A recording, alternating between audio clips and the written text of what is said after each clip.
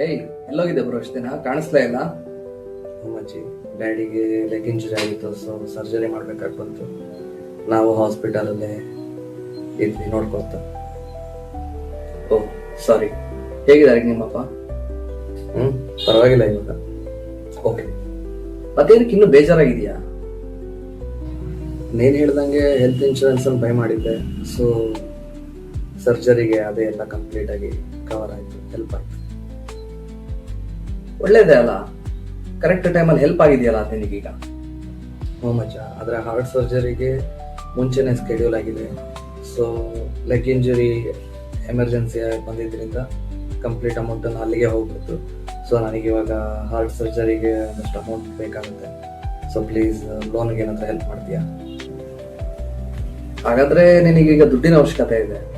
ಹಾಗಾದ್ರೆ ನಿನಗೆ ರಿಸ್ಟೋರೇಷನ್ ಅಂದ್ರೆ ಏನು ಅಂತ ಗೊತ್ತಿಲ್ಲ. ನೋ, ಏನು ರೆಸ್ಟೋರೇಷನ್ ಅಂದರೆ?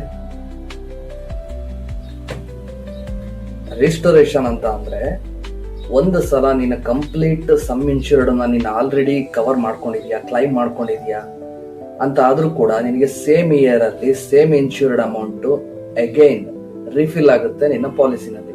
ಫಾರ್ ಎಕ್ಸಾಂಪಲ್ ಹೇಗೆ ಅಂತ ಹೇಳೋದಾದ್ರೆ, ಈಗ ನೀನು ಆಲ್ರೆಡಿ ನಿಮ್ ತಂದೆಗೆ 5 lakh rupees ಲೆಗ್ ಇಂಜುರಿಗೆ ಅಂತ ಹೇಳ್ಬಿಟ್ಟು ನೀನು ಯೂಸ್ ಮಾಡ್ಬಿಟ್ಟಿದ್ಯಾ ಆಲ್ರೆಡಿ. ಸೊ ಈಗ ನಿನಗೆ ಕಂಪನಿ ರಿಸ್ಟೋರ್ ಮಾಡುತ್ತೆ ನಿನ್ನ ಸೇಮ್ ಸಮ್ ಇನ್ಶೂರ್ಡ್ ಅಮೌಂಟ್ ಅನ್ನ. ನೀನ್ ಅದನ್ನ ಮತ್ತೆ ಸೇಮ್ ಅಮೌಂಟ್ ಅನ್ನ ಹಾರ್ಟ್ ಸರ್ಜರಿಗೆ ಯೂಸ್ ಮಾಡ್ಕೋಬಹುದು without any payment. This is called restoration. Hey, are you serious?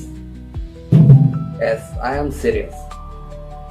Let's see, ಕೆಲವೊಂದು ಕಂಪ್ನಿಗಳು ಹೇಗೆ ಅಂತ ಅಂದ್ರೆ ಸೇಮ್ ಪಾಲಿಸಿನಲ್ಲಿ ಮಲ್ಟಿಪಲ್ ಟೈಮ್ ರಿಸ್ಟೋರೇಷನ್ ಬೆನಿಫಿಟ್ಸ್ ನ ಕೊಡುತ್ತೆ.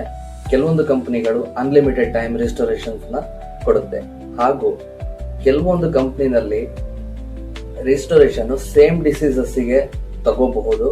ಆದ್ರೆ ಕೆಲವೊಂದು ಕಂಪ್ನಿಗಳಲ್ಲಿ ಸೇಮ್ ಡಿಸೀಸಸ್ ಗೆ ಬರೋದಿಲ್ಲ. ಡಿಫ್ರೆಂಟ್ ಟೈಪ್ಸ್ ಆಫ್ ಡಿಸೀಸಸ್ ಗೆ ನೀವು ಮಲ್ಟಿಪಲ್ ಟೈಮ್ ರಿಸ್ಟೋರೇಷನ್ ಅನ್ನ ಯೂಸ್ ಮಾಡ್ಕೋಬಹುದು.